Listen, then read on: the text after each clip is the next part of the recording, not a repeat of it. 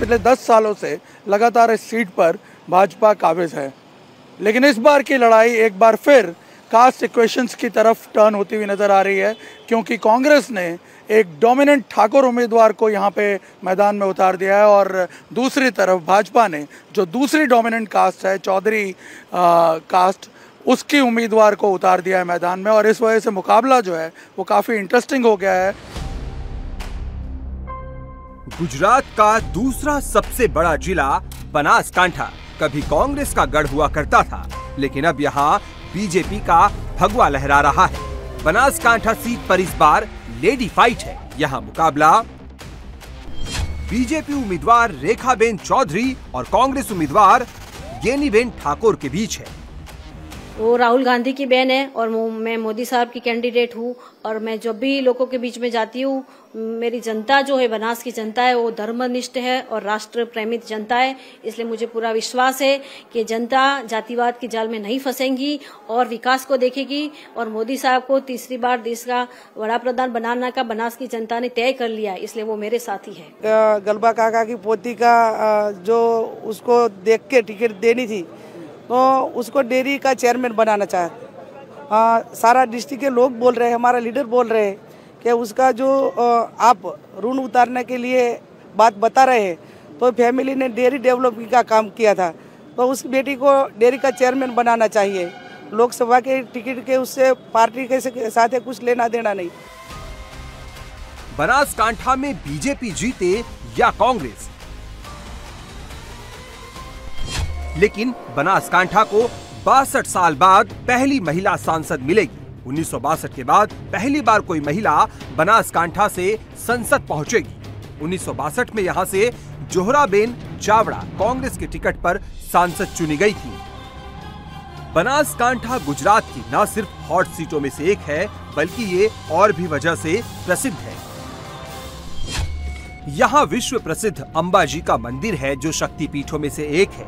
कहा जाता है कि अंबाजी मंदिर के ऊपर से किसी मुख्यमंत्री का हेलीकॉप्टर नहीं उड़ता। मान्यता है कि जिस सीएम का हेलीकॉप्टर यहां से उड़ा, उसकी कुर्सी चली गई।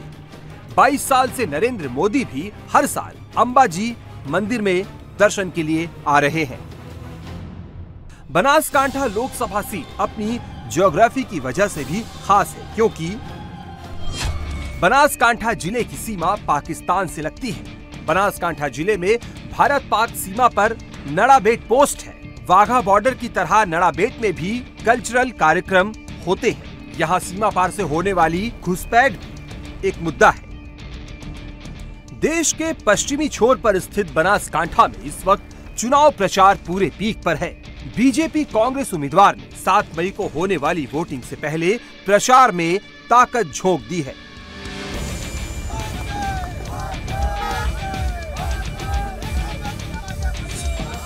बनासकांठा के चुनाव में कलर आ गया है। यहाँ अगर आप देखें, एक बड़ी रैली इस वक्त धानेरा में उनकी निकल रही है।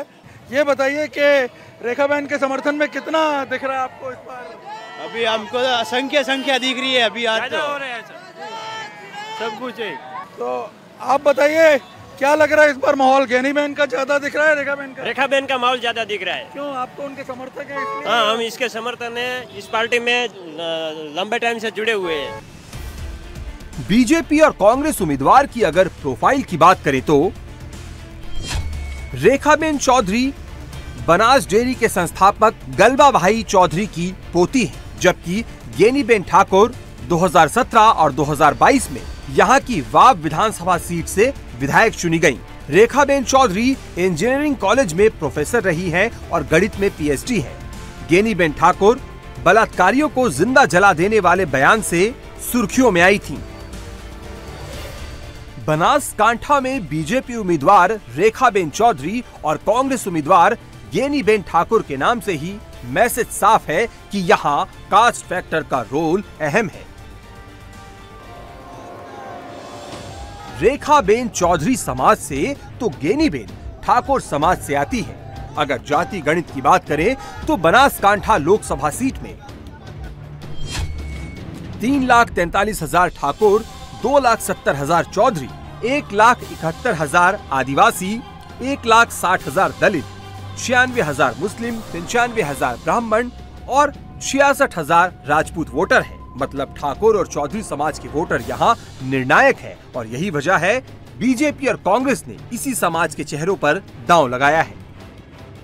हमारी जो कर्मठ, जो होशियार और अंडरस्टैंडिंग जो पीपल है जो हमारे बनास के, वो जाति अच्छी तरह समझती है कि हमारी सुरक्षा अगर बहुत इम्पोर्टेंट है, नहीं कि जातिवाद इम्पोर्टेंट है। जाति के खिलाफ हम नहीं बोल रहे और जाति का कोई पॉलिटिकली भी नहीं है। हमें सभी का सभी लोगों का साथ प्रेम स्नेह और जो कैंपेन में सभी लोग एक ही बात बता रहे कि हम वो कांग्रेस पार्टी को और बहन को आशीर्वाद देंगे। बनासकांठा में उम्मीदवार ऑन कैमरा बेशक कास्ट पॉलिटिक्स को खारिज करे, लेकिन यहाँ एक एक वोट अहम है। 2019 में बीजेपी को बनासकांठा में 6,75,000 वोट मिले। बनासकांठा सीट बीजेपी ने 3,66,000 वोटों से जीती थी। मतलब दलित, आदिवासी और सवर्ण वोटरों का साथ भी बीजेपी को मिला। इस बार कांग्रेस ने 3,43,000 वोटर वाले ठाकुर समाज से उम्मीदवार उतारा है। कांग्रेस का फोकस उन जातियों पर भी है जो बीजेपी से नाराज बताई जा रही है। बनासकांठा में ज्ञानीबेन ठाकुर जो कि कांग्रेस के उम्मीदवार हैं, उनके समर्थन में इस तरह से क्षत्रियों का सम्मेलन होना यह अपने आप में एक बहुत ही आश्चर्यचकित करने वाली बात है। लेकिन इस बार के चुनाव में ये कोई आश्चर्य पैदा नहीं कर रही है, क्योंकि जिस प्रकार से क्षत्रिय समाज बीजेपी से नाराज हो गया है पुरुषोत्तम रूपाला के विवादित बयान के बाद, उसको देखते हुए पूरे गुजरात में जिस प्रकार से क्षत्रिय बीजेपी के अगेंस्ट हुए हैं, यहाँ आप बनासकांठा में भी उसका असर देख सकते हैं कि कितनी बड़ी संख्या में ये क्षत्रिय जो हैं, क्षत्रिय समाज के लोग ज्ञानीबेन के समर्थन में यहाँ पे इकट्ठे हुए हैं। क्षत्रियों की नाराजगी को भुनाने के लिए कांग्रेस सम्मेलन कर रही है और सम्मेलन में क्षत्रियों को बीजेपी को वोट न देने की शपथ भी दिलाई जा रही है। जय हिंद, जय भवानी, खूब आभार। આપણે સ્પષ્ટ કહીએ છીએ, આપણે કોઈ પણ નરેન્દ્ર મોદી કે ભાજપની સભામાં નથી જવાનું અને બનાસકાંઠા જિલ્લાનો ક્ષત્રિય સમાજ હાથ ઊંચા કરી શક્તિસિંહ ગોહિલ સાહેબના નેતૃત્વમાં જ્ઞાનીબેનને સમર્થન આપે છે। બોલો ભારત માતા की कांग्रेस जिंदाबाद, कांग्रेस जिंदाबाद। जो भाजपा के प्रत्याशी ने बातें रखी, उसके बाद लोगों का आक्रोश फूटा। एक बहुत सिंपल डिमांड थी लोगों की, जैसे महाभारत में पांडवों के लिए जो विष्टिकार गए उनकी डिमांड थी, वे 5 गांव दे दो। यहाँ यही था कि भाई ये प्रत्याशी गाली गलौज की भाषा हमारी माँ बहनों के लिए बोले हैं, इसको हटा दो, उसकी पत्नी को दे दो, उसकी बेटी को दे दो, कोई बात नहीं है। पर अहंकार, कहाँ जाएंगे लोग, हमको ही वोट करेंगे, नहीं हटाएंगे, जाओ तुम्हें बन पड़ता है कर लो।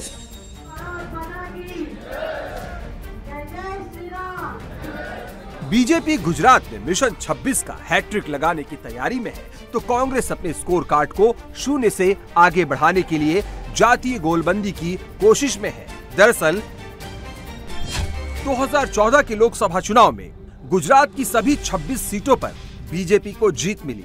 इसी तरह 2019 में भी गुजरात की सभी 26 सीटों पर बीजेपी जीती और कांग्रेस का खाता भी नहीं खुल पाया। बीजेपी के मिशन 26 की राह में बनासकांठा भी अहम पड़ाव है। इसलिए मोदी जब बनासकांठा में सभा करने आए तो उन्होंने अपने भाषण से कांग्रेस की कास्ट वाली फील्डिंग को धराशायी कर दिया।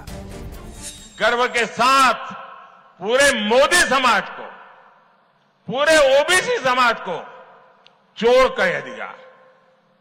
मोदी क्योंकि गुजरात से है, इसलिए पूरे देश में गुजरातियों के विरुद्ध नफरत फैलाने की एक भी मौका नहीं छोड़ा जा रहा है। बनासकांठा से बहन रेखाबेन चौधरी और पाटन से भाई भरत सिंह डाभी, वो विजयी होकर के दिल्ली आएंगे, आपके आशीर्वाद से आएंगे। और आप जब उनको एक वोट देंगे तो वोट उनको जाएगा, इतना नहीं है, वो वोट सीधा सीधा मोदी को जाएगा। बीजेपी की रेखाबेन गणित की प्रोफेसर है तो कांग्रेस की गेनीबेन 2 बार से विधायक है। ऐसे में वोटर्स के इक्वेशन को अपने पक्ष में करने के लिए दोनों मेहनत कर रही हैं। कांग्रेस की गेनीबेन क्राउड फंडिंग के जरिए चुनाव के लिए पैसा भी इकट्ठा कर रही है।